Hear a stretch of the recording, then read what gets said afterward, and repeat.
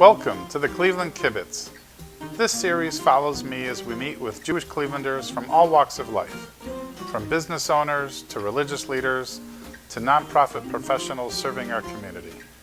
The Cleveland Kibbitz is a conversation with some of Jewish Cleveland's most interesting personalities.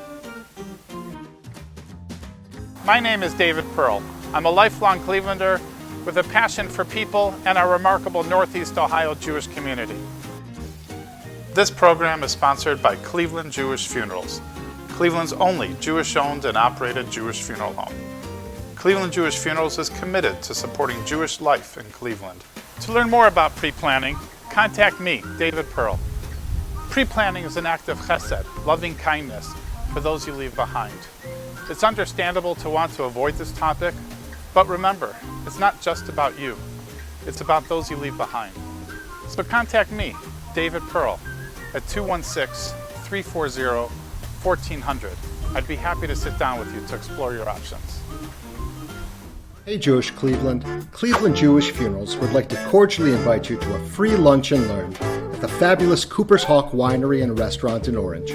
For those who observe kashrut, we haven't forgotten about you. We can arrange kosher meals for those who request them. Learn how funeral pre-planning can spare your loved ones the burden of planning and paying for a funeral during an already difficult time. Also learn how pre-planning ensures that your funeral aligns with your beliefs and values. Now, in case you're a bit hesitant to register because you're concerned that the event will be dark or depressing, we'd like to assure you that nothing could be further from the truth. Death is an inseparable part of life, but at Cleveland Jewish Funerals, we're committed to a vibrant Jewish life. And to help prove that point, we're going to be raffling off overnight accommodations for two at the beautiful Mario's International Spa and Hotel in Aurora. Enjoy specialized spa therapies and a wide range of health and beauty treatments in a quaint old world atmosphere. Click on the registration button below to secure your reservation. Remember that spots are limited, so secure yours today.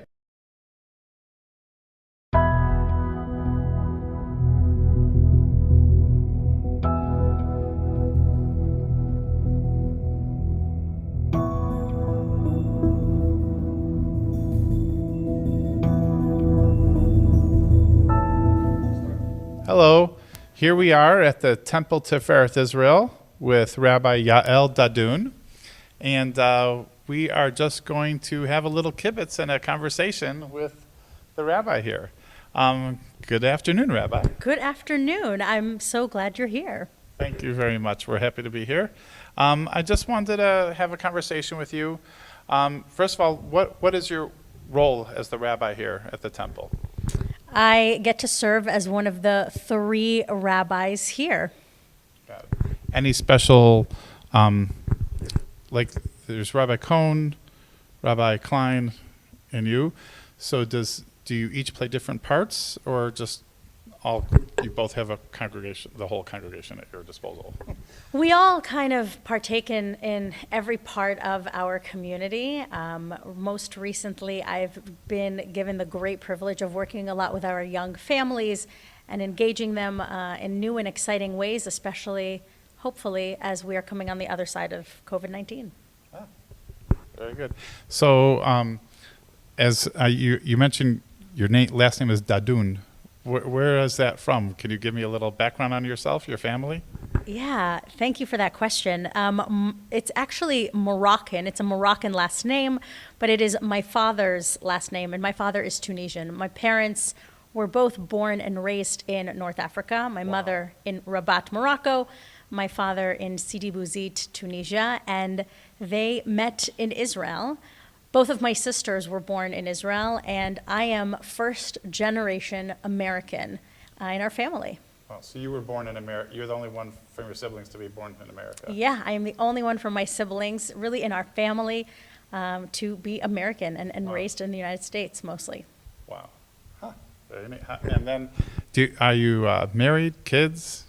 Yeah, I am married to Joe Naroditsky. Joe, interestingly, is from Miami Beach, Florida, and he is what they call a Jubin, a Jewish Cuban, and his family is originally from Lebanon, but his mother was born in Cuba and his father in Ukraine. So we have kind of a mix, a melange of family history It's wonderful.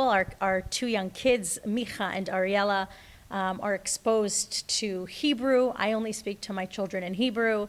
Joe speaks to our children in some Spanish, my mother in some French. There's a little bit of Arabic mixed in there. So we have a myriad of cooking and language speaking. A lot of cultures. And A that's lot really of lot of ways of being Jewish in our house. That's the amazing thing, because you just associate American Jew. Yeah. But, you know, like you said, Arabic, French, Spanish, Hebrew, you know, it's amazing. Yeah, it makes for a very vibrant, colorful home, both in our culture, in our upbringing, of course, our food, and just the way we communicate and the way we celebrate our family and our Judaism.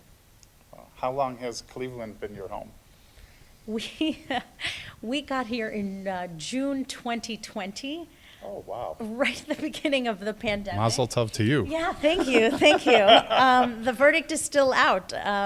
We've had an amazing time here. Thank God the community is so warm and embracing. So we've had a great time getting to know people, but it was a really difficult integration. Challenging. It was very challenging, but when you become a rabbi, you sign up to serve the Jewish people in their time of need, and COVID-19 was a time of need. So suffice it to say, it was the right time. It was the right time. Very nice. What inspired you to become a rabbi?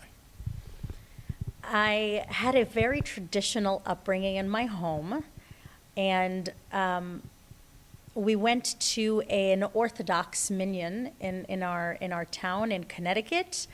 I was so excited to become a bat mitzvah because I thought I was going to be counted in the minyan after I became a bat mitzvah. I was not, and my father had to later explain to me why that was, and really that was the catalyst for my wanting to learn about Judaism more in depth. I immediately became attached more to my Jewish community where I studied, where I went to Hebrew school. I continued to be a Hebrew school teacher through college and grad school, and it was something that always stayed with me no matter what I was doing.